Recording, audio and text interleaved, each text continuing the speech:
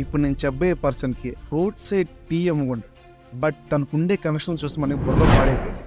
Like road side ఉండే జనాల దగ్గర నుంచి లైక్ మైక్రోసాఫ్ట్, బిల్ గేట్స్ సీఓతో సహా అందరి కనెక్షన్సే మనోడికి అయితే.